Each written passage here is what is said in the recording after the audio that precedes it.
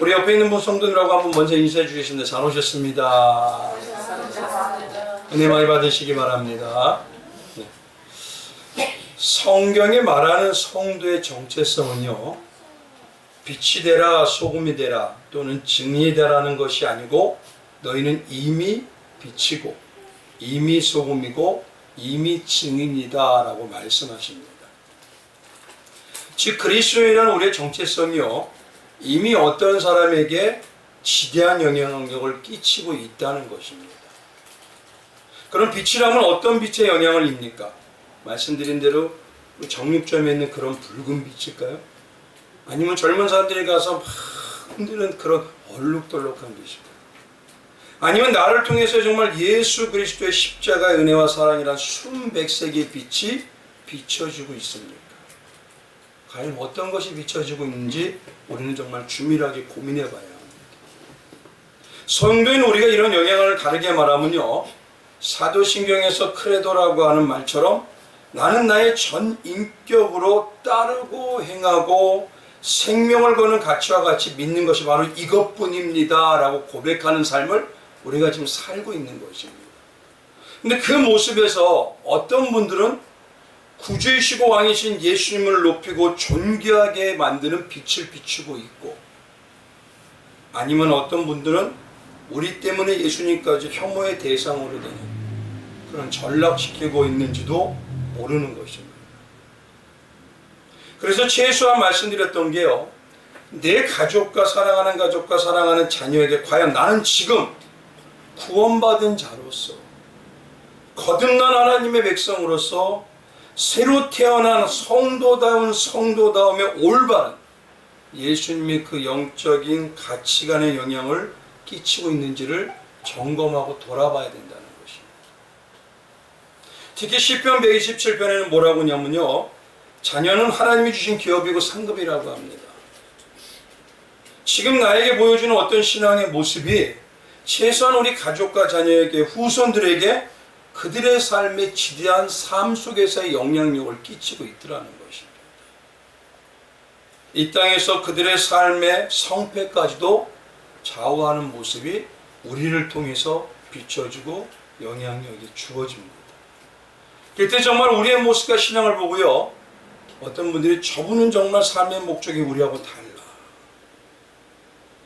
우리하고는 정말 다른 무엇인가 거룩하고 구별된 그 모습을 보여라고 하고 말을 할 수 있는지 우리가 점검하고 늘 돌아봐야 합니다. 그것이 바로 성령께서 우리를 통해서요, 세상에 비추시는 참 모습이기도 합니다. 오늘은 이제요, 예수님께서 신앙의 영적 진리를 세세하게 12장에 다 말씀하십니다. 요한복음은 두 분으로 구원될 수가 있다 그랬죠. 1장부터 11장까지고 12장부터 이제 마지막 장까지 가는데, 그 마지막에 주님이 진짜 이루실 그 능력과 권세, 그것이 어떻게 이루어지는지에 대해서 12장에 다 말씀하신다. 그 다음에 가장 먼저 보여주시는 그 모습의 사건과 영적인 의미가 바로 오늘 말씀입니다. 그 모든 것을 말씀하시고 나서, 다 보여주고 나서 말씀하시는 게 바로 이 모습이다 라고 보여주시는 것이에요. 그게 예수님이 친히 보여주신 바로 세족식이고 세족하는 모습입니다. 우리 성도님들은요, 한번 오늘 이 본문의 올바른 진리를 알기 위해서요, 이런 질문으로 한번 시작하기를 원합니다. 먼저 우리 성도님들이 생각할 때요, 교회만 할 수 있는 메시지가 뭘까요? 교회만 할 수 있는 메시지 어떤 걸까요? 바로 뭐냐면요, 예수 그리스도와 천국과 지옥에 대한 것이죠. 그 메시지를 통해서 진짜 생명과 영적인 삶인 하늘을 바라보게 하고 영적 시각이 뚜렷하게 하게 하여서 하늘의 생명의 공급이 풍성하게 할 수 있는 게 유일하게 교회에서만 할 수 있는,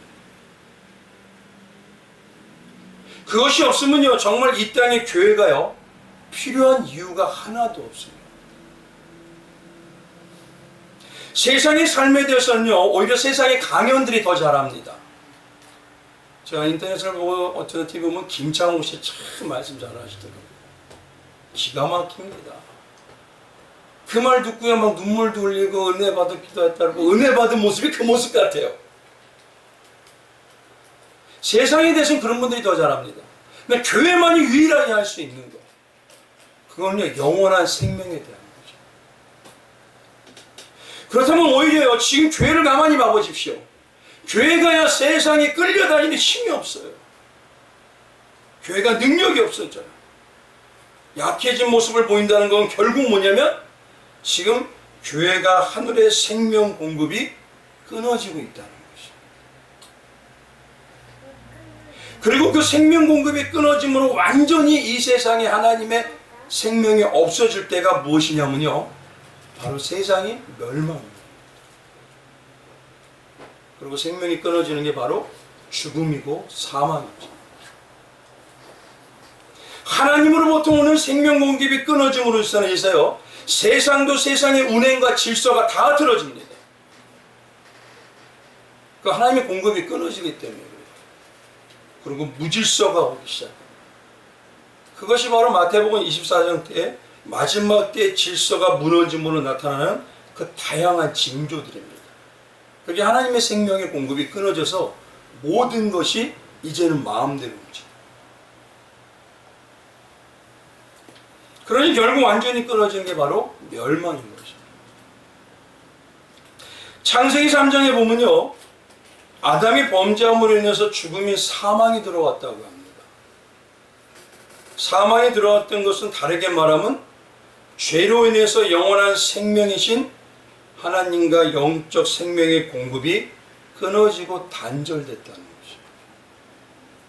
사망으로 인해서 죄로 사망이 들어오는 게 가장 무서운 게 바로 이거예요. 단절됨으로 인해서요, 세상의 모든 것, 또 사람의 생명도 조금은 살 수가 있어요. 근데 뭐냐면 점점 완전히 끊어지는 것이 바로 사망에 이르게 되는 거죠. 그래서 사망을 다르게 말하면요, 이겁니다. 죄로 인해서 영원한 생명인 하나님과 단절됨으로 인해서요, 생명의 공급이 끊어지는 상태, 그게 바로 사망이에요. 이 생명의 공급이 단절됨으로 이 땅에서 나타나는 모습이 바로 하나님의 생명을 공급해야 될 자들이 누구냐면 유일하게 하나님 백성뿐입니다. 하나님의 택하신 백성들이 더 이상 생명의 공급을 못해요. 더 이상 세상을 자생력을 못 가져요. 그리고 그 생명의 공급이 전해지지 않게 되면 결국 생명의 공급이 끊어짐으로 인해서 세상이 멸망이 되죠. 그래서 제가 항상 예전에 말씀을 한번 드렸죠. 지구는요, 독수리 오형제가 지킨다고요? 아니죠. 누가 지킬까요? 우리가 지켜요. 하나님의 생명을 소유한 성도들이요, 이 세상을 지키고 있는 거예요. 그 성도들이 생명의 공급이 연결이 끊어지면 이제는 하나님의 연결이 끊어지지 질서가 다 떨어져요. 악이 창궐하고 세상도요, 자기 마음대로, 날씨가 마음대로 조정해요. 누구 탓할 게 없어요. 누구 때문이라고요? 우리 때문. 그래서 성도에게요, 생명의 공급을 계속하는 것이 바로 뭐냐면 교회에서 영생의 주인이신 예수의 십자가를 계속 전해야 되는 겁니다. 우리 안에 하늘인 천국을 가슴에 새기게 해야 되고, 그 주님 나라를 소망하며 하나님 앞에 설 것을 바라보게 하는 그 대망신앙으로 만들어내는 것, 그게 바로 생명을 공급을 계속하고 있다는 점.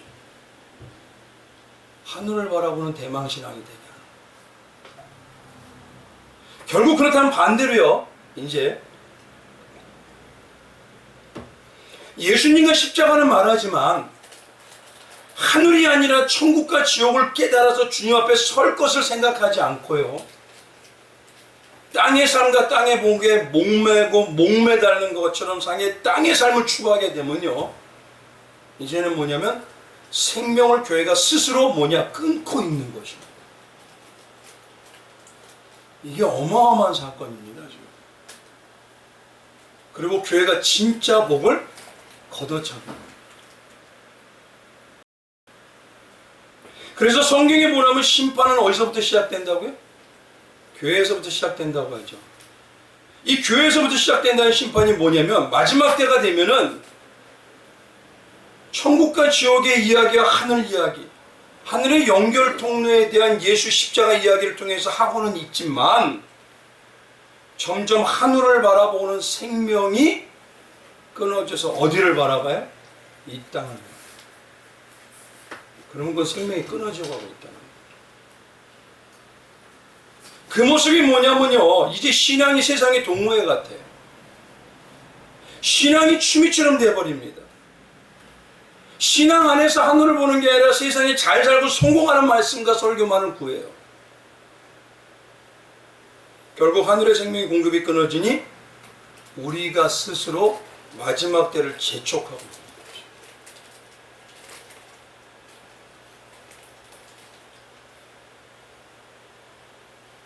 생명이 끊어지는 그 마지막 때가 되면요, 성경에서 경고하시는 어떤 모습이 되냐? 땅을 바라보니까 자기만을 사랑하고 종교생활하고, 땅의 최고의 가치는 생명이라고 한 땅의 생명과 같은 최고의 가치인 돈을 사랑하는 자가 된다고. 그래서 디모데후서 3장 2절에는 뭐냐면, 사람들은 자기를 사랑하며 돈을 사랑하며, 이런 모습에 뭐냐면 생명이 끊어지니까 이제는 어떻게 됩니까? 자긍하고 교만하고 해방하는 게 당연하게 돼버려요. 결국 그래서 마지막 때 이루어지는 게 뭐냐? 디모데전서 6장 10절처럼요, 돈을 사랑함이 어떻습니까? 일만하게 뿌리니, 완전히 사로잡히는 겁니다. 이것을 탐안내는 자들은 미혹을 받아 어떻게 해요? 하늘을 바라보는 믿음에서 떠나, 그 믿음에서 떠나니까 생명의 공급이 끊어지니 어떻게 되죠? 많은 근심으로 누구를 찔러요? 자기를 찌르고 있는 겁니다.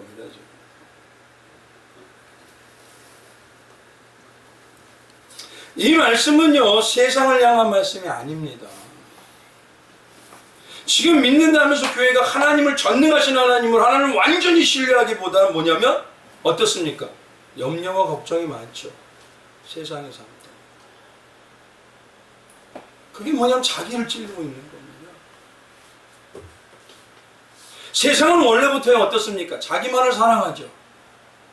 어떻습니까? 자기를 위해 돈을 사랑하는 것이 최고의 가치력이죠. 그래서 이거는 세상한테 얘기하는 게 아닙니다. 성도가 뭐냐면 세상에 영향을 끼치지 않으니까 세상에 끌려간다는 겁니다. 지금 이제. 결국은 근데 뭐냐면 성도에게는 그게 자기를 찌르는 것이고 믿음의 공급이 끊어져 버려요. 그것 때문에 내 주변과 내 자녀와 이 세상도 내가 지금 망치고. 그러니 성도의 능력도 권세도 다 상실해서요, 마치 뭐냐면 모든 것을 잃어버린 명목상이 그리스도인들이 되어버려요.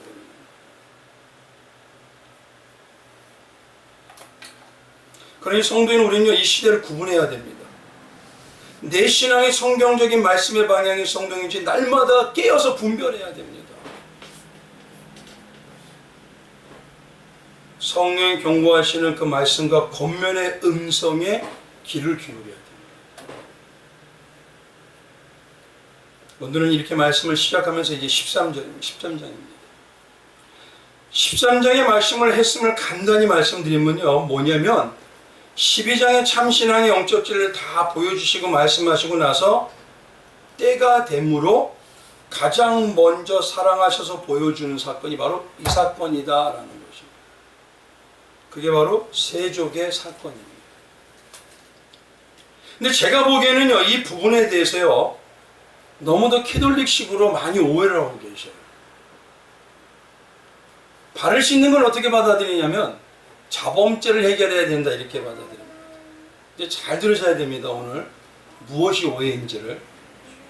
그래서 오늘은요, 본문의 말씀을 통해서요, 과연 이 시대의 제자인 우리에게 예수님께서 왜 모든 진리를 얘기하고 와서 세족식을 보여주셨느냐, 그 큰 의미에 대해서 한 가지만 오늘 중심적으로 말씀드리기 원합니다. 다른 게 아니라 이걸 점검해 보셔야 되는 거예요. 그래서 오늘 설교 제목을 조금 더 부연하면요, 어떻습니까? 뭐죠? 끝까지 사랑하게 하시는 신앙이라는 제목이죠. 이걸 다르게 하면 참 성령 받은 성도는 어떻게 된다고요? 끝까지 이타적인 사랑하는 자로 만드시는 신앙. 나를 위한 사랑이 아니라 나보다 남을 세우기를 원해줘요. 점점. 한번 생각해 보세요. 진짜 사랑하면요, 나보다 자녀가 못해지길 원하나요? 내 형제가 못해지길 원하나요? 아니죠. 진짜 사랑은 뭐냐? 나보다 더. 기독교도 똑같습니다. 진짜 기독교 안에 예수의 사랑이, 성령이 준 사랑이 임하면 나보다 우리 성도님, 나보다 더 성도들이 많이 깨달아지고, 나보다 성도들이 세상에 나가서 더 그리스도의 빛을 발하기를 원합니다. 근데 이상하게 지금의 교회는요, 가족이라 하면서 나보다 못해지기를 원해요. 이거 지금 생명의 공급이 끊어지고 있는 것을 주밀하게 생각하셔야 돼요. 신앙의 삶을 통해서 우리 눈으로 보여지는 것은요, 우리가 열심히 하는 것 같고 우리가 헌신하고 최선을 하는 것처럼 보여질 수 있습니다. 그러나 결국 그 중심에는 어떻습니까? 우리의 노력이나 선택, 열심이 아니라 그 모든 걸 조성하시고 이끄시는 예수님의 사랑으로, 열심으로 우리에게 이타적인 예수의 심정을 가진 자로 만들어 가시고 회복하는 예수의 은혜인 것입니다. 오늘 본문을요, 말씀드린 대로 성도라면 누구나 잘합니다. 아니면 한 번쯤은 해보셨을 거예요. 이 행사를 하면서 눈물도 흘려보셨을 거예요. 그렇죠? 다른 사람의 말을 시켜주면서도 행사마다 그런 적도 있을 겁니다. 그래서 예수님께서 제자들의 더러운 발을 시키신 유명한 이야기를 세상에서도 잘 알고 있어요. 예수님이 근데 이 행함을 보이신 이유는, 예수님께서 이 일을 하시면서 뭐냐면 15절에 가보면 어떻으냐면 거기 한번 보십시오. 내가 너에게 행한 것 같이 너희도 어떻게 행하게 하려 본을 보였노라 라고 하시는 거예요.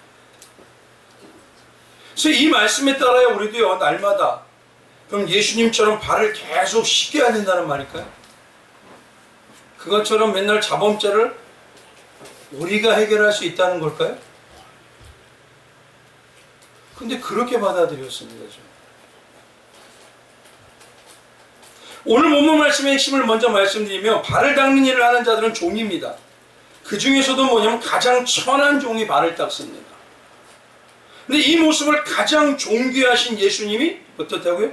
친히 보여주시면서 너희도 이렇게 하라, 이렇게 하는 겁니다. 지금 이 말씀은 반대로 말하면요, 진짜 하나님께서 존귀하고 가장 온전히 내 마음을 알아낸다고 인정해 주신 하나님의 백성은 하나님의 사랑의 영인을 온전히 받아서 끝까지 예수님처럼 충만하게 종의 심령으로 나오는 행함과 낮아지는 그 모습이 진짜 큰 자다라고 결론적으로 먼저 말씀을 해주시는 겁니다. 근데 예수님께서 오늘 본문 말씀에 왜 세족식을 하셨을까요? 갑자기. 오늘 이런 생각 한번 해보셨나요? 왜 갑자기 이 일을 하셨을까요? 계획을 있으셨어요? 물론 계획도 있으십니다. 근데 문제는 뭐냐면요, 이 동일한 최후 만찬이 기록되어 있는 누가복음에 보면요, 한 사건이 나타납니다. 누가복음에 동일한데요, 이 사건이 생겨요. 누가복음 22장에 가보면 이렇습니다. 14절부터요. 때가 이르매 예수께서 제자들과 함께 앉으사 이르시되 내가 고난을 받기 전에 너희와 함께 이 유월절 먹기를 원하고 원하였노라. 내가 너희에게 이르노니 이 유월절이 하나님 나라에서 이루기까지 다시 먹지 아니라 하시고 이에 잔을 받으사 감사하기도 하시고 이르시되 이것을 갖다가 너희끼리 나누라. 예수님께서는 정말 사랑하셔서요, 끝까지 사랑하심으로 은혜로운 만찬을 하고 있는 그 자리에서요, 어떤 일이 있냐면 제자들이 이상한 행동을 해버립니다. 이건 은혜스러운 자리잖아요. 우리가 가장 기뻐하는 자리 아닙니까? 근데 24절에 딱 가보면 뭐라고 하냐면요, 뭐라고 하죠? 한번 읽어볼까요? 같이 시작. 또 그들 사이에 뭐가 나요? 아니 그 자리에 예수님이 어떻게 될 거라는 걸 다 얘기해 주시고 다 알려주시면서 떡을 내밀면서 내가 하나님 나라에 갈 때까지는 거기서는 절대 마시지 않겠다고 선포하는 그 자리에서 지금 뭐하고 있어요? 누가 크냐? 너보다 내가 더 커.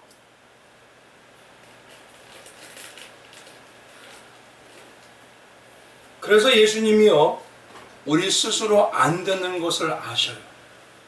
친히 끝까지 사랑하셔서 진짜 큰 자가 어떤 자인지, 진짜 하나님의 존경을 받는 자가 어떤 자인지 친히 발을 씻으면서까지 보여주십니다.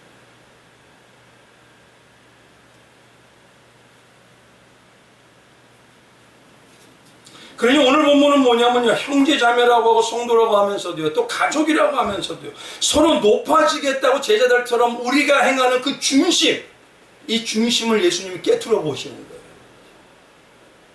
진짜 하나님이 인정한 큰 자의 삶이 무엇인지 앞에서 옷값을 깬 마리아를 다 얘기해 주시고 한 알의 밀알의 신앙에 대해서 다 얘기해 주시고 최소한 예수님이 그러는 겁니다. 세족식에 주님이 한 것처럼 너희가 최소한 이 모습이라도 보여줘야 되는 것이다.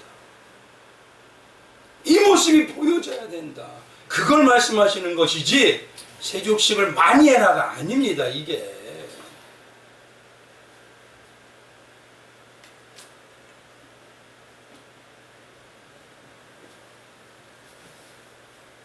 그럼 중요한 것은요, 왜 이들이 예수님이 애타게 지금 말씀하시며 보여주시는 그 놀라운 만찬 자리에 그 사랑이 끝까지 애가 타셔서 사랑하신다고 고백하는 그 자리에 왜 제자들이 누가 크냐라는 이 다툼이 일어나게 된 걸까?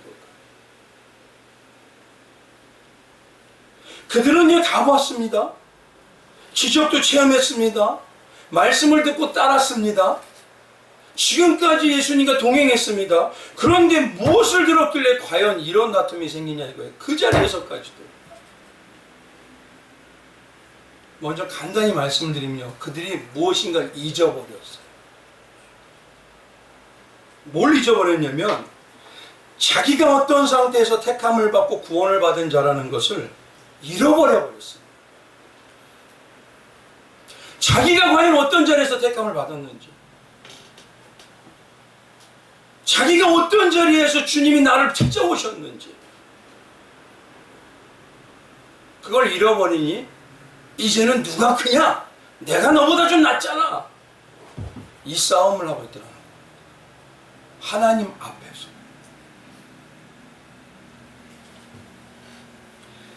제자들은요 세상적으로 보면요 가장 천한 지역의 사람들입니다. 성경을 근거로 볼 때 복음서에 보면요 예수님의 처음 제자 중 4명인 베드로, 안드레, 야고보, 요한은요 마가복음 1장에 가보면 어부였다고 합니다. 유대인들은 큰 강이나 호수를 바다라고까지 얘기하면서요 그것을 뭘로 여기냐면 저주받은 지역으로 여겨요. 그리고 저주 가운데 사는 자로 여깁니다. 그래서 갈릴리 호수를 갈릴리 바다라고 합니다. 그래서 일반 사람들은요 어부를 잘 안 합니다. 왜냐하면 가장 천한 직업이 어부와 양치기가 1, 2등을 다퉈요. 지금으로 한번 예를 들어보세요. 기독교인들이 성도들이 가장 우선적으로 여기는 가장 좋은 직업이라고 한다면 뭐가 있을까요? 여기 있는 이 사람이 가장 좋은 직업이라고 얘기하시는 분들도 있을 겁니다. 그렇죠? 그럼 어떤 직업이죠? 사자 직업 아닌가요? 아, 저도 사자네요. 목사, 검사, 판사, 의사.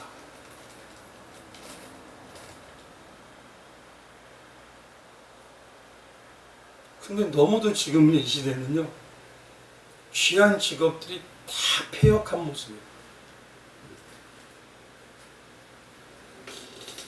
그러니 이들의 모습을 보면요 유대인들은 어떤 사람도 기피하는 대상이지 보통 이들을 가지고 영적인 일에 사용하지 않습니다. 아니 절대 사용하지 않는 일에 있는 사람들이 바로 이들이에요. 왜 그런 이유가 있냐면요 이들이 머릿속에 각인되어 있는 게 큰 홍수를 통해서 어떻게 하셨죠? 세상을 멸망하면 하셨죠. 그다음에 큰 물이나 아니면 호수와 같이 있는 그곳에 있는 자들을 저주로 생각하는 거예요. 하나님의 멸망받은 모습이다. 그래서요, 일반적으로요, 유대 땅이라는 예루살렘 근처에 사는 사람들은 절대 어부 안 합니다. 천한 것이기 때문에. 부정한 것이기 때문에. 근데 세상 같은 데서도 귀하게 여기지 않는 그들을 어떻게 하셨죠? 예수님이 신이 찾아가셔요. 그리고 어떻게 합니까? 세워주시죠. 그것도 사람들이 존경하는 메시아의 제자로요. 이거는 우리가 별거 아닌 것 같지만 당시 사람들한테 도저히 이해가 안 가는 거예요. 아니 이왕이면 예루살렘에 가서 유대 땅에 가가지고 그 놀라운 직분에 있는 사람들을 세워버리죠. 이건 쉽게 말하면 미친 짓입니다.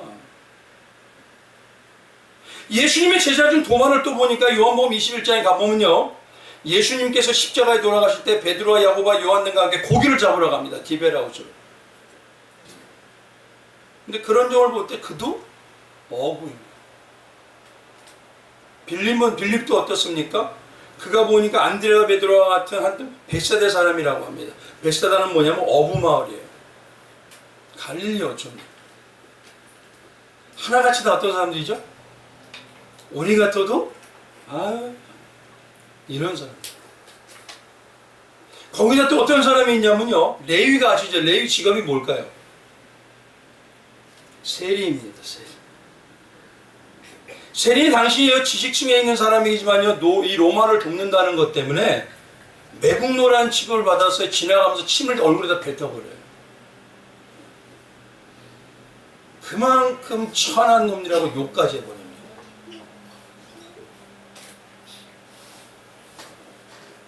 유일하게요, 가론 유다만 다른 제자들과 다른 유대 출신.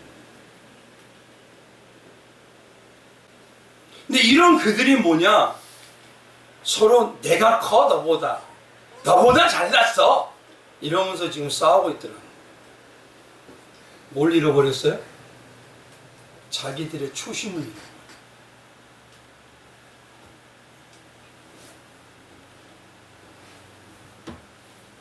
그래서 오늘 본문 말씀의 1절을 보면요, 어떤 자들을 사랑하셨냐면 그들을 이미 아시고라고 분명히 얘기하십니다. 1절 한번 가보죠. 6월절 전에 예수께서 자기가 세상을 떠나 아버지께로 돌아가실 때 이룬 줄 아시고라고 하시죠. 이 아신다는 건요, 뭐냐면 예수님의 상황도 아실 뿐만 아니라 우리의 상태까지 다 아신다는 겁니다. 아시고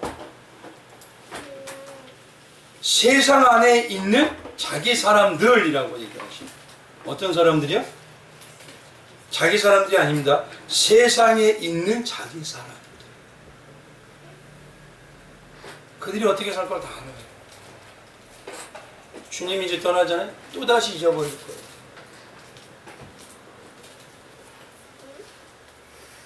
그 세상 안에 있는 자기 사람들을 끝까지 사랑하시더라.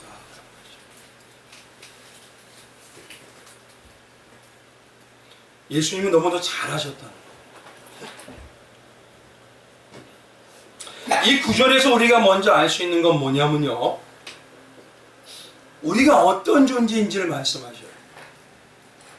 어떤 분들은 그렇게 얘기를 합니다. 구원은 보편적으로 모든 자나 모든 만물이 받는다고 그래요. 맞을까요? 성경이 말하는 구원은요, 선택적인 하나님의 주권에 의한 구원입니다. 성경은 하나님의 주권으로 아무 공로 없는 우리를 창세전에 이미 선택하시고 택하여 주셨다는 예정과 작정을 얘기하고 계셔요. 예수님은 요한복음 17장에도 뭐라고 하시냐면요, 세상 중에 내게 주신 사람들에게 라고 얘기하죠. 세상 중에 내게 주신 그 사람들. 그래서 성도들이 다 알고 있는 우리 말씀하죠. 요한복음 3장 16절이 뭐죠? 하나님이 세상을, 이 세상이 모든 세상이 아니에요. 근데 모든 세상으로 하시는 분들이 있더라고요. 하나님이 세상을 이처럼 사랑하자 독생자를 주니 그 세상이 어떤 세상이냐면 창세전에 택함을 받은 하나님의 자녀이지만 여전히 사단이 지배하는 세상에 빠져서 누구보다도 세상스럽게 살아요. 그 자들을 택하여서 구원해 주셨다는 거고, 그 구원받은 자가 누구다? 나라는. 이걸 잃어버리고 살고 있어요 지금.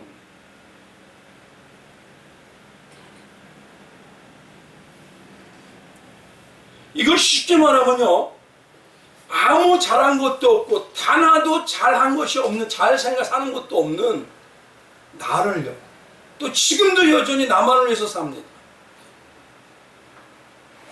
성경에 보면요, 우리가 믿기 전에도 하나님의 원수가 됐대요. 로마서 5장 10절에 그렇게 얘기합니다. 근데 우리가 여전히 믿는 가운데서도 십자가의 원수로 살아간다고 바울이 눈물을 흘리면서 호소를 해요. 빌립보서 3장 18절입니다. 그런 나를, 지옥 갈 나를 천국 백성으로, 하나님의 백성 자녀로 만들어 주셨다. 그러니 이 은혜를 잃어보니까 제자리나 이 시대의 교회들이요, 생명을 주시면서까지 살려주신 그 예수님을 만나기를 원하는 이 자리에서 와도 예배 자리를 등한시해야 됩니다. 이곳에서 예수님 만나기보다 나를 높이는 걸 원하는 겁니다. 거기서 판단과 질투와 시기를 하고요, 자기 욕심과 욕망을 드러내는 아무 꺼리낌이 없는 모습이 돼요.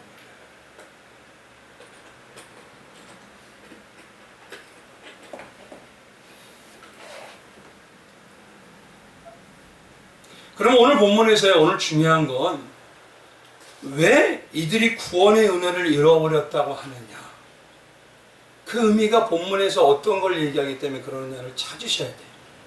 그래서 오늘 본문을 말씀 보면 10절을 보면요, 손과 발도 씻겨달라는 베드로에게 주님이 말씀하시긴 뭐냐면, 이미 목욕을 한 자는 뭐밖에?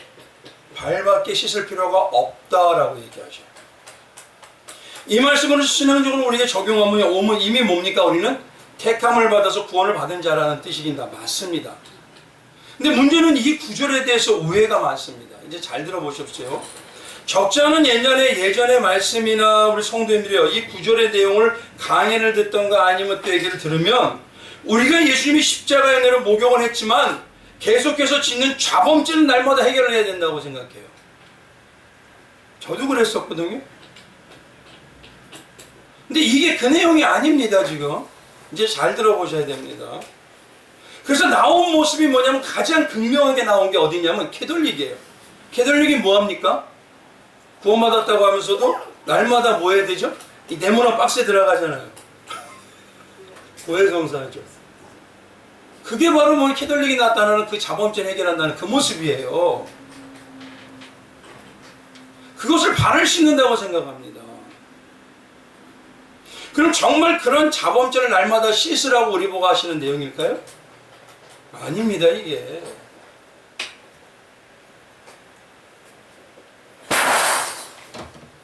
잘했어요. 괜찮아요. 그럼 이제 중요한 거는요, 이 말씀의 진리를 이제 아셔야 돼요. 잘 들으셔야 됩니다. 여기서 주님 목욕한 자라는 거 말씀드린 대로 신앙으로 분명히 십자가의 구원을 받은 자입니다.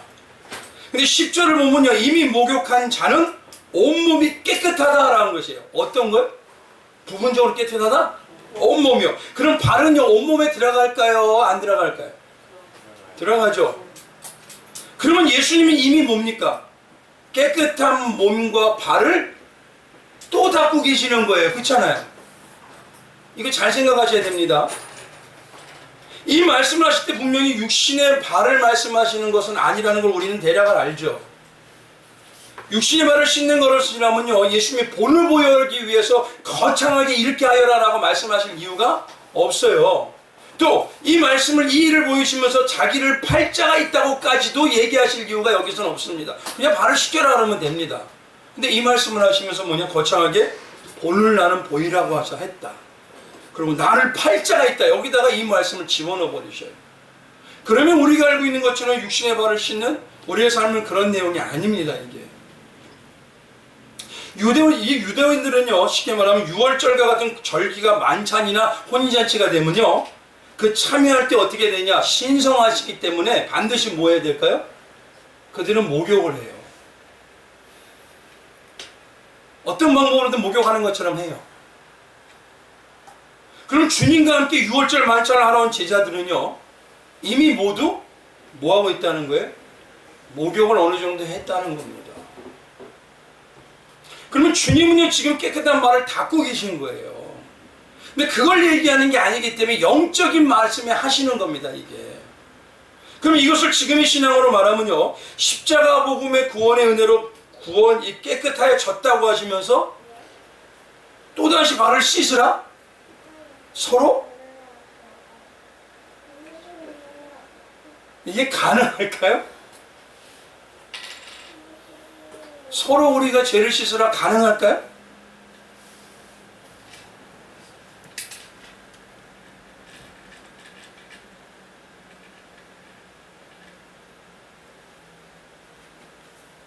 (13절에) 한번 가보시면요, 14절 한번 가보십시오. 여기 한번 말씀 같이 봉독해 볼게요. 시작. 내가 주와 또는 선생이 되어 너희 발을 씻었으니 너희도 서로 발을 씻어주는 것이 옳으니라. 이 부분 때문에 우리가 자범죄를 해결해야 된다고 얘기하죠. 그럼 과연 정말 우리 보고 그렇게 살 수 있다고 하시는 걸까요? 아니죠. 신앙의 모든 건 누가 하셔요? 이 전제를 잘 많이 가지고 가보십시오.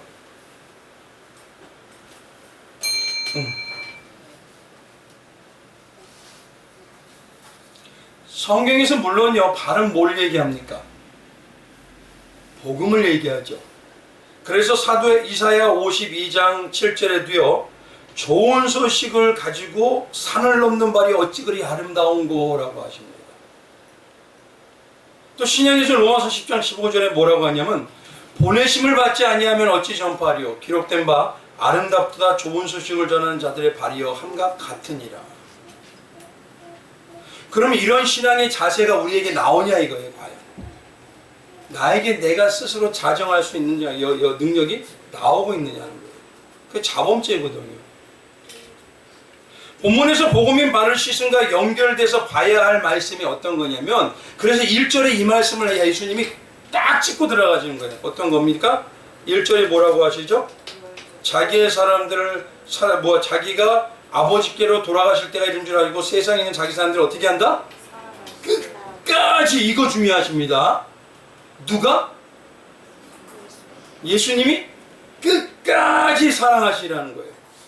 그러면 쉽게 말해서 이거를 연결해 보세요. 결국 뭐냐면 예수님이 끝까지 사랑하셔서 또 발을 씻어 주신다 이겁니다. 우리가 자범이 아니라 끝까지 사랑하셔서 또 발을 씻어 주신다. 요 말이 되는 거예요. 그럼 성도는 분명히 십자가의 은혜로 구원받은 자입니다. 근데 문제는 뭐가 있냐면, 이게 과연 뭐냐 이거예요. 끝까지 사랑하셔서 또다시 발을 씻어 주시는 그 은혜. 그게 뭘까요? 이걸 쉽게 말하면 이럽니다. 우리가요, 십자가를 통해서 구원받은 은혜의 사람이라는 거 알아요. 다 아시고 계시죠? 근데 문제는요 뭐냐면, 이 은혜를 너무 쉽게 잊어버려요. 다. 예수님을 처음 만날 때 그 은혜의 감동이 지금도 어떠세요? 예수님은 이 모든 것을 이미 다 하신다는 겁니다. 그런데 예수님은 우리가 이 땅에서 십자가의 은혜를 잊지 않게 친히 뭐냐? 우리를 구원해 주시고 또다시 발을 씻듯이 예수님이 깨닫게 하시고 회복하게 하신다는 뜻입니다. 이게 세족하신다는 이 말을 보여주신 거는 예수님이 우리 안에서 또다시 그 일을 끝까지 해내시겠다는 뜻이에요. 뭐냐면 예수님께서 그렇게 깨닫게 하신다는 겁니다.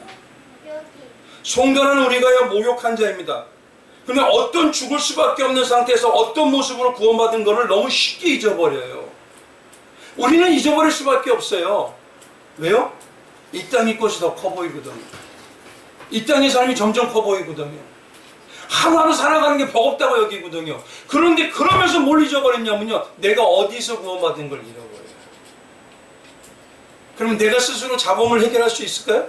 안 됩니다.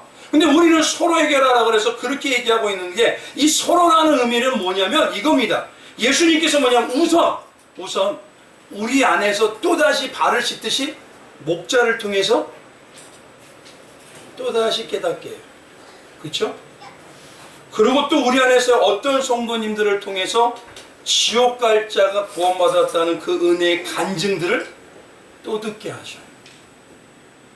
그 간증들을 드리면 또 어떻습니까? 우리 안에서 은혜 중심으로 우리가 어떻게 구원받았는데 이 생각하는 불이 다시 일어나게 해요. 이 모든 거 누가 하셔요?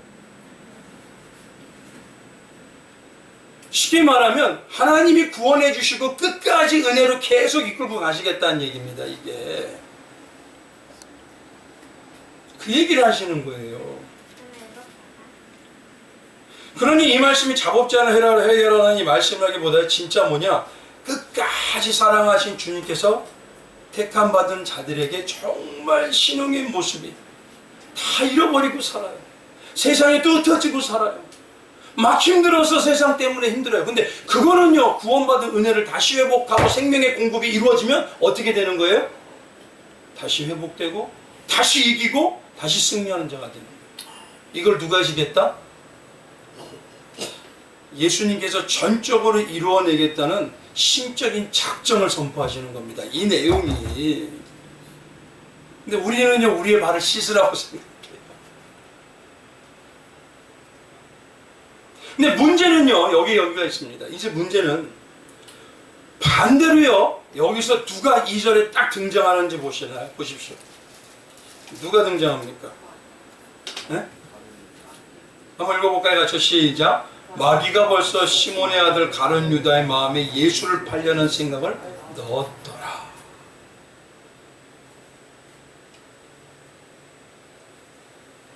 아무리 경고를 해도요, 여전히 깨닫지 못하고 변함없이요, 세상의 복과 물질을 추구하는 자들이 있다는 거예요. 그들은 한 면을 보면 어떤 분들이 구원받은 자다면, 만약에 구원받은 자라면 그건 지금 누구에게 미혹을 받아요? 마귀에게 어마어마하게 미혹받고 있으면서도 몰라요. 그것이 아니면 기적의 자리에 함께 참석을 하고 은혜 자리에 함께 참석을 했지만요, 예수님과의 십자가의 구원과는 관계가 없는 자일 수도 있다는 겁니다. 지금 예수님이 두 가지를 경고하시는 거예요.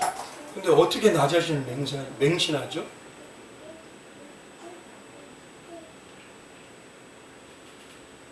우리가 한때 은혜도 받고 능력도 체험했고요. 그런데 뭐냐면 이제 영적인 은혜가 다 없어졌는데도 안일하게 자기는 구원받았다고 생각하고 있어요. 성령의 역사가 그 정도밖에 안 되나요? 창조주 하나님이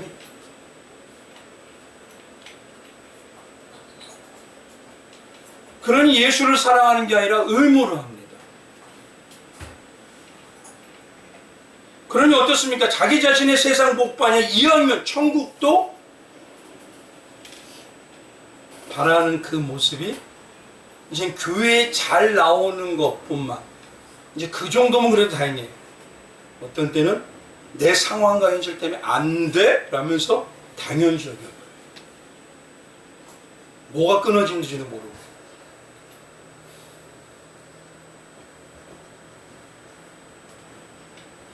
예수님은 그래서 사랑을 받아서 보십시오. 예수님은 내 백성을 어떻게 합니까? 끝까지 사랑하죠. 택해 주시고 그냥 두지 않으셔요. 주님이 끝까지 다시 또 씻게 하셔요. 어떤데요? 목자를 통해서 예수의 십자가 은혜 회복하세요. 은혜 잃어버리면 안 됩니다. 은혜 잃어버리면 세상 다 죽는 거예요. 이렇게 얘기를 하면서 또 회복시켜요. 근데 이것뿐인가요? 천국과 지옥 갔다는 분들이 뭐랍니까? 구원받는 게 얼마나 중요한데 왜 잊어버리세요? 이러고 또 얘기해요. 그런데도 여전히 세상을 보는 자들이 있습니다.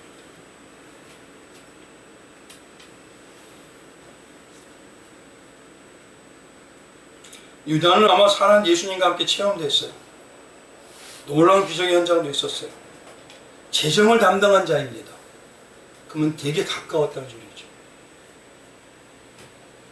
한때는 구원받은 자란 제자라는 자부심을 살았어요. 그런데 그의 본성은요, 예수님보다 세상 가치, 세상 성공이고 세상 돈의 풍족함, 변하진 않아요.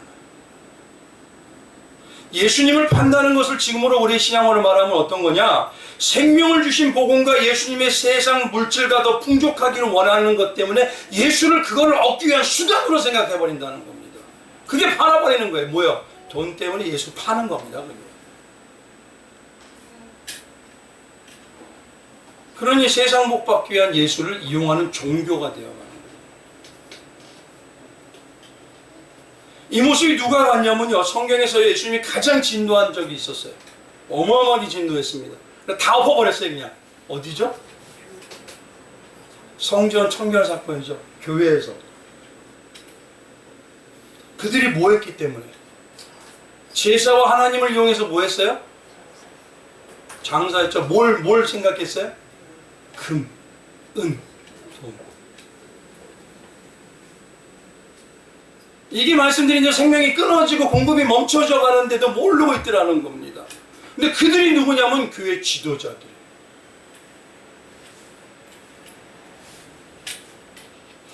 하나님이 우리가 원하는 영권, 중권, 물권은요, 하나님께서 하나님의 계획에 따라 각 사람에게 온전히 주시는 거예요. 하나님의 뜻대로 따라 주셔요. 물론 온전히 하나님만 추구하고 예수님만 바라보는 성도에게도 함께 하셔서 삶 속에서 해결해 주시고 축복 주는 놀라운 역사도 있습니다. 그러나 중요한 건 우리가 이 땅에서 성공을 바라고 여전히 욕망으로 사는데도 우리를 무조건 잘되게 하나님, 우리가 헌신했다고 봉사했다고 잘하게 해준다면 하나님은 계획도 없고 뜻도 없는 하나님이 되어버려요. 나의 마음은 여전히 세상 걸 바라는데, 그럼 다른 종교가 틀린 게 뭐죠 도대체?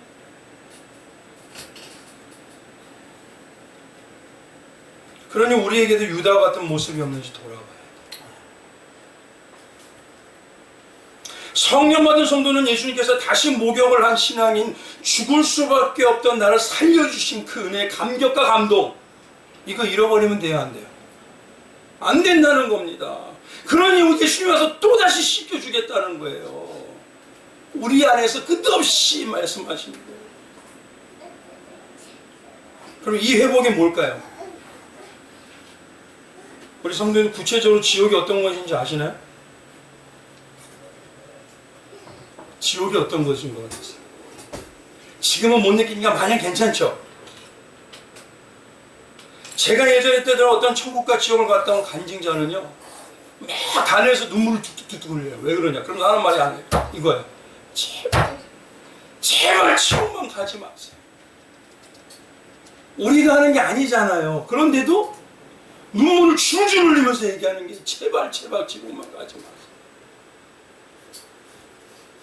물론 우리가 천국 가는 것도 하나님의 전적인 주권인 걸 압니다. 그러나 이 간증자의 말은 교리나 진리가 아니라 신앙의 현실에서 가만히 보면 신앙의 현실에서 교회 안에 지옥 갈 자들이 있다는 것, 사단의 미혹을 받아서 지옥 갈 만큼 삶이 피폐한 자들이 있다는 겁니다. 지금도.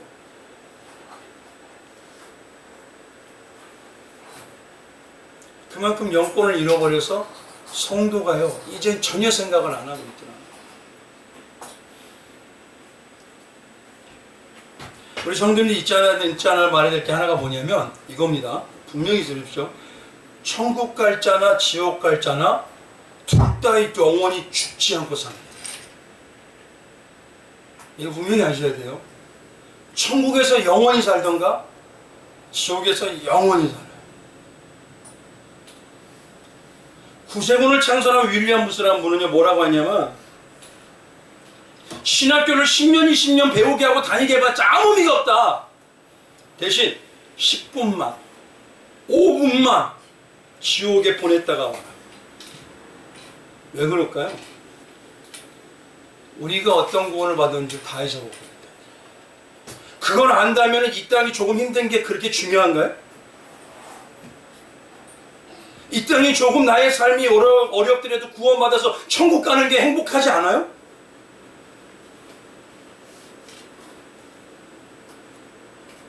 정말 지난주의 말씀처럼 어떤 목사님이 간절하게 외침이죠. 성도라는 우리가 너무 구원을 쉽게 생각해버려요. 자기 마음대로 살면서 구원을 얻었다고 착각하고 살아요, 여전히. 특히 영원히 죽을 수밖에 없는 고통받는 지옥에서 살려주셨던 그 구원, 그 구원에 관심이 없어요.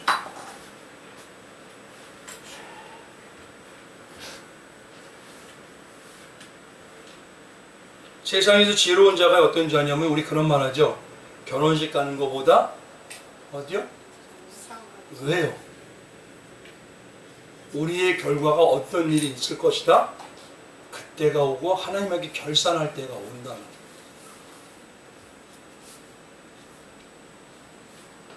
그래서 바울은요 뭐냐면요, 참신앙은 안일하게 맹신하고 살 수가 없다 그래서 고린도서 9장 27절에 뭐냐면 내가 내 몸을 저 복종하게 하모니라고 얘기해요. 깨닫고 나니까 이대로 안일하게 살 수가 없다는 거예요. 정말 알고 나니까, 은혜를 아니까. 내가 어떤 곳에서 구원받은지를 아니까, 지옥이 어떤 건지 내가 이제는 느끼고 있으니까, 어떻게 나 같은 자를, 이걸 누가 하시는 겁니까? 네 안에서 또 말을 시키고 계십니다. 우리 성도님들 어떻습니까?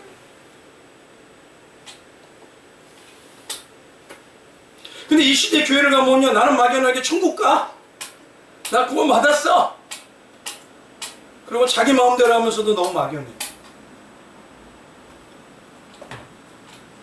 말씀으로 내가 천국 백성의 모습에 나오지 분별하지도 않고, 예수님은 이렇게까지 경고해 주시는데도, 바울도 뭐냐면 안일하게 살지 않는다고 분명히 얘기하고 있는데도 구원의 감동도 없이 무덤덤하고 냉랭하면서도 이제는 나는 천국 가,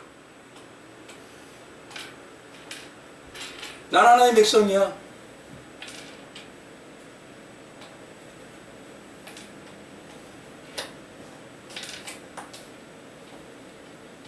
그게 바로 뭐냐면 그 무시무시한 지옥에서 구원해 주신 은혜를 잊고 가고. 근데 더 중요한 건 이게 지금 생명의 공급이 어떻게 해요? 끊어지고 있는 것도 모르고 있더라.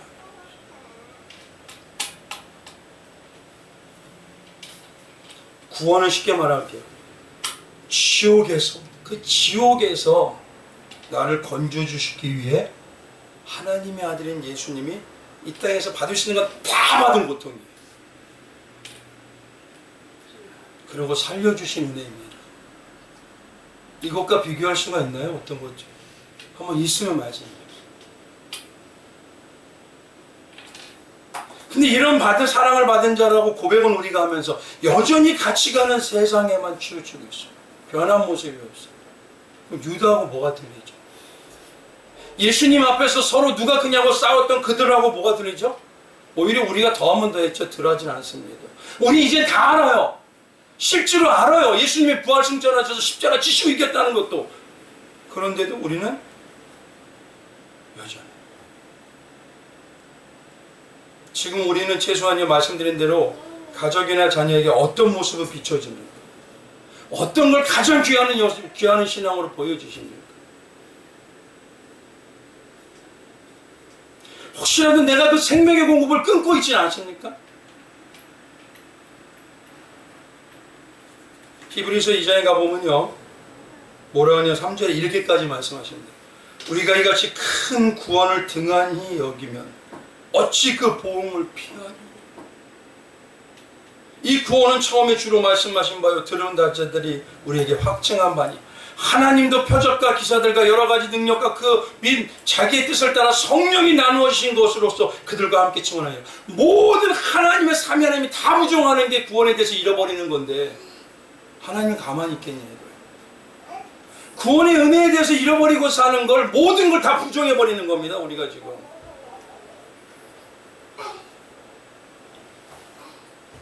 근데요, 이 시대는요, 제가 직접 듣기도 했지만 이 말도 안 되는 구원의 은혜가 당연한 것처럼 여겨요. 그럼 뭐라 하냐면, 그런 건 누구나 알잖아요. 세상에 좀 내가 먹을 수 있는 복된 축복 좀, 성공 좀, 달달한 걸 주세요. 뭘 잃어버린지 몰라. 그리고 여전히 내가 세상에서 더 큰 자야, 복받은 자야, 잘 되는 자야, 이것만을 드러내는 거예요. 성경의 말씀처럼 우리는요, 오직 경계하는 자와 같이요. 경계하는 자가 뭘 바라죠? 1등을 추구하듯이 히브리서 12장에 가보면요, 그 경계하는 마음으로 뭘 보라? 믿음의 주에 온전하게 하신 누구만? 예수만 봐라.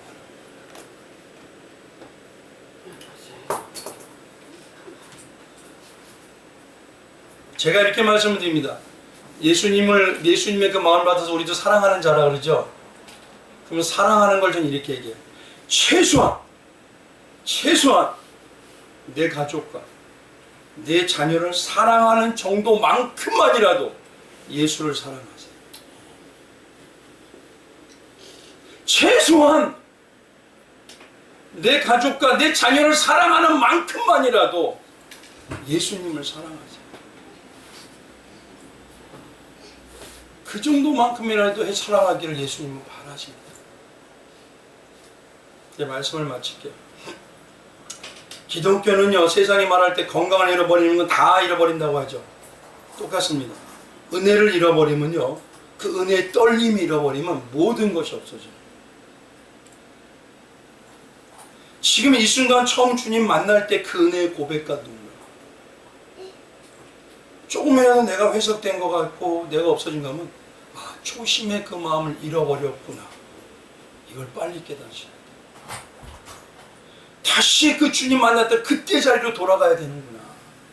기독교가 다시 초심으로 못 돌아갔기 때문에 지금 이 모습이 된 거예요. 세상 그 아무것도 없어도요, 이 초심의 은혜를 잃어버리면 안 되는 거예요. 지금도 끝없이 기도하는 게, 주님, 처음 만날 때 그 가슴 먹먹했던, 눈물을 줄리를 흘렸던 그 은혜, 주님이 사랑한다는 고백 하나의 그 음성을 들었을 때 내가 끝까지 지키면서 갈 수 있었던 그 은혜, 그거 잃어버리지 않게 하여 주옵소서. 그 모습이 바로 뭐냐면, 천국의 삶의 공급을 계속 생명 공급을 하는 것이고, 그 모습이 뭐냐면 요셉처럼 다윗처럼 하나님의 형통함에 이루는 삶인 임마누엘이 되는 삶입니다. 우리 예수만 보이는 교회 성도님들, 그 삶이 풍성하시길 주님의 이름으로 축원드립니다. 그렇게 다시 한번 회복하셔야 돼요. 그냥 안일하게 있으시면 안 돼요. 다음 시간에는요, 이 세족시 우리의 실제 교회의 삶에서 어떤 모습인지 그것에 대해서 말씀을 드릴게요. 오늘 이 은혜가 내게 회복되어 있는지 또 찾으시고 또 찾으시고 또 돌아보시고 말씀으로 또 다시 질문하시고 우리 성도님들 되시길 주님의 이름으로 축원드리겠습니다. 오늘